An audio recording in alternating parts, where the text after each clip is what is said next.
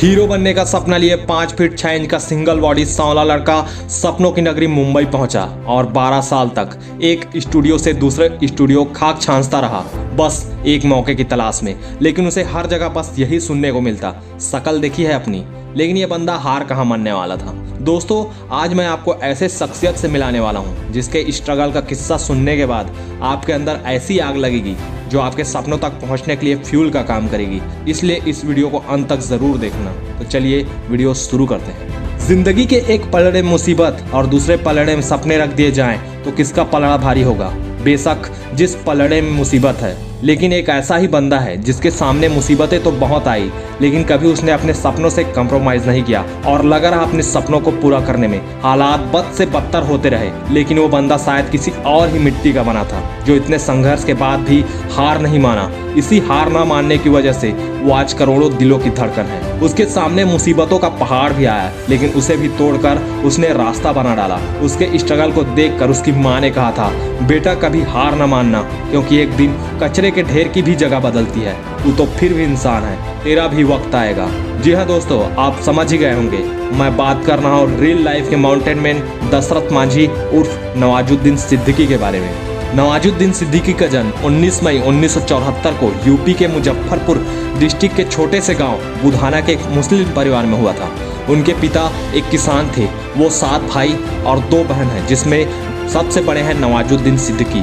उनके घर की आर्थिक स्थिति भी ठीक नहीं थी, इसलिए उन्होंने 12वीं तक की पढ़ाई अपने गांव में ही पूरी की। नवाज भाई का कहना था कि उनके गांव का माहौल ठीक नहीं था। वहाँ के लोग बस 3 चीजें ही जानते थे, गेहूं, गन्ना और गन। इसलिए नवाज अपने आगे की पढ़ाई को पूरा करने के लिए गांव से बाहर चले गए। वहां से नवाज हरिद्वार गए और गुरुकुल कांगड़ी यूनिवर्सिटी से अपना ग्रेजुएशन पूरा किया। ग्रेजुएशन पूरा करने के बाद उनके पास कोई ऑप्शन नहीं था, या तो गांव में रहकर खेती करो या बाहर जाकर नौकरी। इसलिए वो ग्रेजुएशन के बाद गुजरात चले गए। वहाँ उन्होंने एक पेट्रोकेमिकल कंपनी में केमिस्ट के पद पर कुछ समय के लिए काम किया। वहाँ वो काम तो करते थे, पर उस काम में मन नहीं लगता था। उन्हें लग रहा था कि यार जिंदगी सिर्फ कट रही है और मुझे जिंदगी काटनी नहीं है, बल्कि इसे जीना है। उनको कुछ और ही करना था जिससे कि पूरी दुनिया में फेमस हो और सब लोग उन्हें पहचाने। बचपन से उनकी रुचि प्ले करने में थी, इसलिए उन्होंने अपनी जिंदगी का अहम फैसला लिया और नौकरी छोड़कर दिल्ली निकल पड़े। उनके किसी दोस्त ने नवाज को बताया कि अगर उन्हें एक्टिंग सीखना है तो दिल्ली में स्थित नेशनल स्कूल ऑफ ड्रामा में दाखिला ले ले। लेकिन उस स्कूल में दाखिला लेने से पहले एक्टिंग का एक्सपीरियंस होना जरूरी था, जो नवाज के पास नहीं था।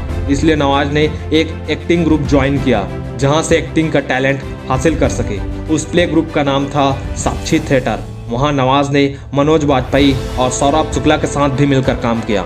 नवाज छोटे छोटे प्ले करने लगे, लेकिन उस प्ले से उनको उतने पैसे नहीं मिलते थे जितने कि वे अपनी ज़रूरतों को पूरा कर सके। इसलिए उन्होंने दिल्ली के एक ऑफिस में वॉचमैन का काम किया। अपनी ड्यूटी खत्म होने के बाद वो एक्टिंग सीखते थे। उनके अंदर एक्टिंग सीखने का इतना जुनून था कि वो उसके लिए कोई भी परेशानियों को झेलने के लिए तैयार रहते थे। बहुत सारे प्ले करने के बाद आखिरकार उन्होंने एनएसडी में एडमिशन ले ही लिया। साल 1996 में एनएसडी में पास आउट हुए। उसके बाद 4 साल तक वे दिल्ली में ही रहे और बहुत सारे थिएटर किए। इस दौरान उन्हें पता चल गया था कि उनकी दाल दिल्ली में नहीं गलने वाली और प्ले से भी उनकी कमाई अच्छी नहीं हो पाती थी। इसलिए उन्होंने तय किया कि अगर भूखे ही मरना है तो सपनों की नगर मुंबई में जाकर कोशिश करें। मुंबई में उन्होंने एनएसडी के सीनियर से मदद मांगी। वो नवाज को अपने साथ रखने के लिए राजी हो गए, पर उन्होंने कहा कि उनके साथ रहने के लिए नवाज को उनके लिए खाना बनाना होगा और जूठे बर्तन भी धोने होंगे। नवाज वो भी करने के लिए राजी हो गए। आखिर उन्हें अपना सपना जो पूरा करना था। शुरुआत में उन्होंने टीवी सीरियल्स में काम करने की कोशिश की। बहुत कोशिशों के बाद उन्हें सीरियल्स में 1-2 बार थोड़े समय के लिए छोटे रोल्स करने को ही मिला, और वहाँ ज़्यादातर नोटिस नहीं किया जाता था। उसके बाद उनको ये रियलाइज़ हुआ कि वहाँ उनकी सही जगह नहीं है। उनके टैलेंट को पहचानने वाला कोई नहीं था, क्योंकि वहाँ सिर्फ अच्छे दिखने वाले और 6 पैक वालों को ही चांस मिलता था।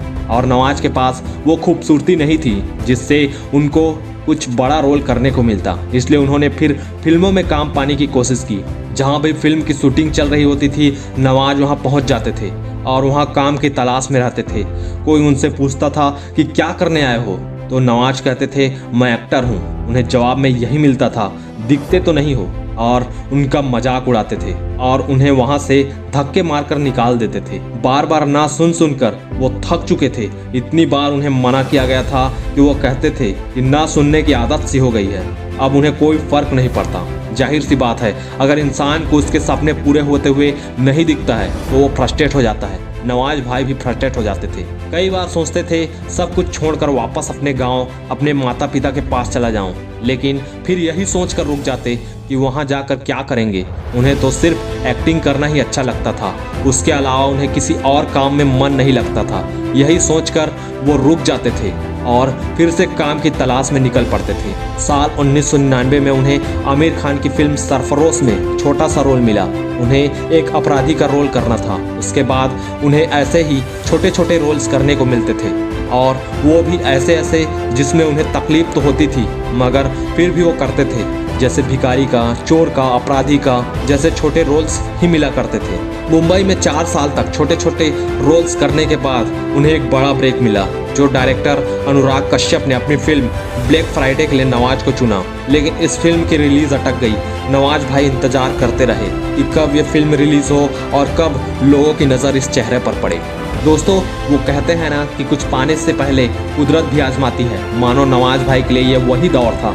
फाइनली 2012 में उन्हें मिले अनुराग कश्यप की फिल्म गैंग ऑफ वासेपुर, और इस फिल्म में नवाजुद्दीन सिद्दीकी ने अपने 12 साल तक के एक्सपीरियंस को पर्दे पर उतारा। और जब लोगों ने इस मूवी को देखा तो उनके जुबान पर एक ही सवाल था कि ये बंदा कौन है, कहाँ से आया है, जिसने पूरी बॉलीवुड इंडस्ट्री को अपने एक्टिंग से हिलाकर रख दिया। लोगों का जो भ्रम बना हुआ था कि हीरो बनने के लिए गुड लुक्स, अच्छी पर्सनालिटी, 6 पैक चाहिए होती है, उसे तोड़ कर रख दिया। उसके बाद उन्होंने पीछे मुड़कर कभी नहीं देखा।